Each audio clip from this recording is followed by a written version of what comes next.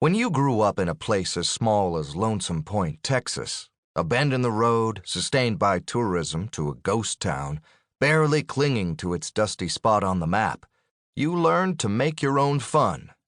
Mia Sherman had lived in Lonesome Point almost her entire life and knew how to take a sleepy Saturday night and turn it into the stuff legends were made of. As the only 20-something in town who could trace her lineage back to the Wild West days when the town was settled, Mia felt practically obligated to cause trouble. Someone had to liven up Lonesome Point. And in addition to being related to half the town, her uncle was the chief of police, and her grandmother had been mayor for as long as anyone could remember. Mia was an old hat at wiggling her way out of trouble when she was unlucky enough to get caught filling the fountain in the square with bubble bath, or borrowing Becky Lynn Barrett's new car for the night, so Becky's little sister could replace it with the toy Mustang and film Becky's reaction the next morning. Getting caught wasn't a deal-breaker, but it was much preferable to escape unseen from the scene of the crime, and one couldn't underestimate the importance of a solid pranking plan. "I'll take the south side of Main Street and the square," Mia whispered, sinking down behind the shrubs at the edge of the Blue Saloon Hotel parking lot. Her two best drinking buddies, Bubba and Ugly Ross, so nicknamed not because he was ugly, but because he had the misfortune to be uglier than the only other Ross in town, squatted beside her.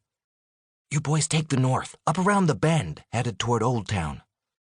"All right," Bubba said in his well-deep voice, the one that made all the girls swoon when the burly brown-eyed hottie sang "Would You Go With Me" at karaoke night at the Ticklish Iguana. "We'll take the bin with the bras in it." "No way." Mia wagged a finger in front of his shadowed face. "I'm taking the bras. They'll look better up the flagpole." "Oh, come on." Ugly Ross gouged her in the side with his bony elbow. "At least give us a couple." "Uh-uh. My sale bins, my rules." Ross frowned. "What if I gave you $5? Mia shook her head, sending her red curls flying and making the world spin, just a little. Maybe that third shot of whiskey as the hotel bar was closing hadn't been such a great idea after all. But hell, it was Saturday night. When she'd first moved back to town after grad school, Mia had kept Lavender and Lace open on Sundays. But after a few weeks, it had become clear that no one wanted to shop for panties on the Lord's Day. She also sold homemade lotions, soaps, and an assortment of quirky ghost town souvenirs for the out-of-towners who wandered into her shop.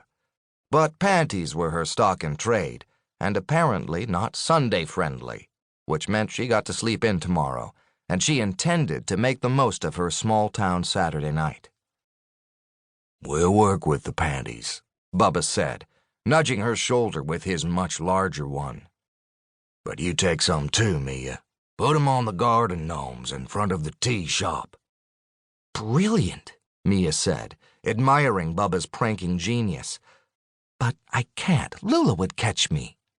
"It's the middle of the night," Bubba said. "She's got to be sleeping." Mia peeked over the top of the shrubs, not surprised to see a light on in Lula's second-floor window. "I doubt it," she mumbled.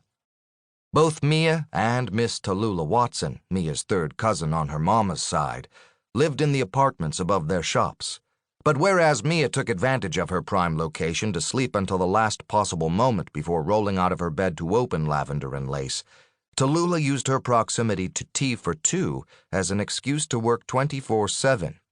If she wasn't actively serving customers, she was cooking cakes and scones, knitting lace doilies to sell in her retail store, or painting faces on the ceramic dolls she entered in craft fairs. Her cousin didn't condone wasting time or cutting up, or having any discernible sense of humor so far as Mia could tell, and Lula would not find waking up to discover lace panties on the heads of her 37 garden gnomes amusing, which made the temptation nearly irresistible.